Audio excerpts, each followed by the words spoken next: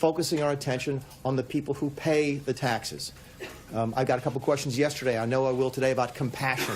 Compassion needs to be on both sides of that equation. Yes, you have to have compassion for folks who are receiving the federal funds, but also you have to have compassion for the folks who are paying it. Let's get more now on the budget and the budget process with House Democratic Whip Steny Hoyer of Maryland. Congressman Hoyer, it's good to see you again. Thank you for joining us. Thank you. Good to be with you. All right. What were your first thoughts when you saw the budget proposal released? It's not real. Frankly, my first thoughts were mirrored by almost every Republican who's made a comment on the budget. This is not a real document. It's not a real offer. It's not a starting point. It's a draconian document, according to Mr. Rogers, the former Republican chairman of the Appropriations Committee.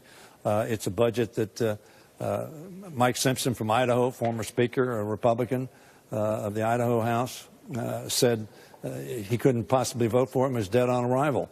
So it's not a real document. It may be Mr. Mulvaney and President Trump's idea of how they're going to fund their tax cuts, but it's not a real document in terms of our responsibilities. Mr. Mulvaney, you just had him on saying well, it wasn't about compassion, but it certainly is about judgment. It's about judgment of how America invests in making it a great country and making its people healthy, educated, and a balanced budget, sir?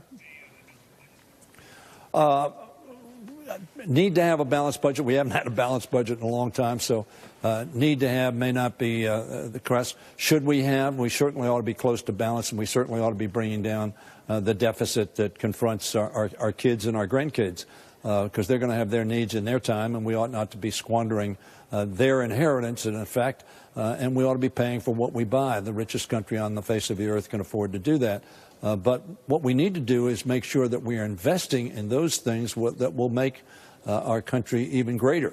And as I said, healthier, better educated, safer, both on the defense side and on the non-defense side.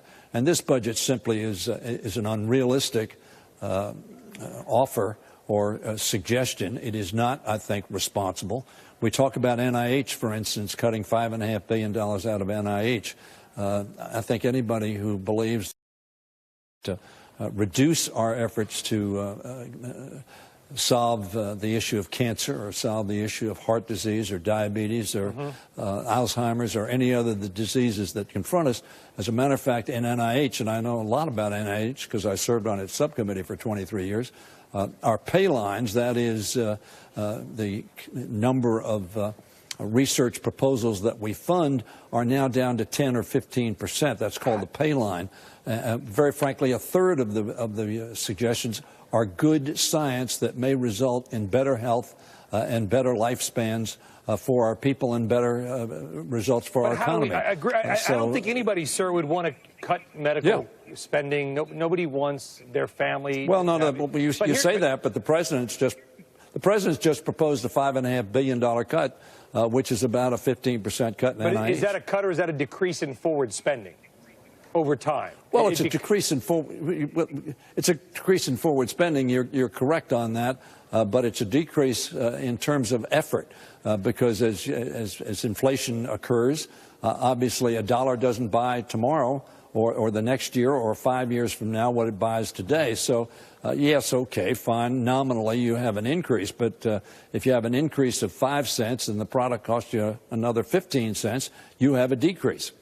But if you can't, I guess what I'm getting at, sir, is if you can't, nobody wants to cut, you understand what I'm saying. People, your constituents don't want to cut medical spending. I get that. Correct. Nobody wants Social Security cut. I agree with that. Defense, maybe you could cut a little bit here and there. That's about 80% of the budget right there. You can't raise taxes on the middle class.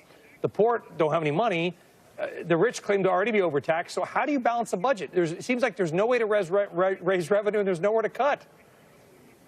Well, look, the way to do it is to have a consensus on how you get to a sustainable fiscal posture for our country. Now, that sounds like fancy verbiage, but what it means is the richest country on the face of the earth can buy what we need to buy, whether it's defense or non-defense spending, whether it's health care, whether it's protecting the environment, whether it's educating our kids. We can afford to do that, the richest country on the face of the earth, but we also need to have the discipline of paying for what we buy, again, in the richest country on the face of the earth. We can do that, but we can't do it by partisan proposals to cut taxes on the wealthy very deeply. The wealthy are doing very well in this country. God bless them. Nobody Maryland has more percentage of millionaires than any other state. Your state is the richest state in America. Which is why I just said I don't begrudge them that. I'm not attacking them for that. And I think to demagogue on that is not very productive. But what I do say is, frankly, none of the people that I know that are doing very well are not going to do very well unless we pass this tax cut. That's not correct. It's just incorrect. But we need to invest both in our defense side of our budget to keep us safe in a dangerous world, and we need to invest in educating our kids and keeping them healthy and in our infrastructure, or we're not going to be a competitive country. So how do we do that? It can be done, and I think if we would sit down and agree on how to get that done, we could do it, rather than simply offering proposals which, frankly, are rejected out of hand by both parties. Okay. Representative Steny Hoyer, Maryland, they say the budget's pretty much DOA anyway, so maybe this is it's a philosophical exercise, but we appreciate you coming on, sir. Thank you very much. Probably. Thank you. Yes, you bet. Good to talk to you. Big scam, big ratings. HBO's Bernie Madoff film Wizard of Lies drawing a big audience for the network. We've got all the details next.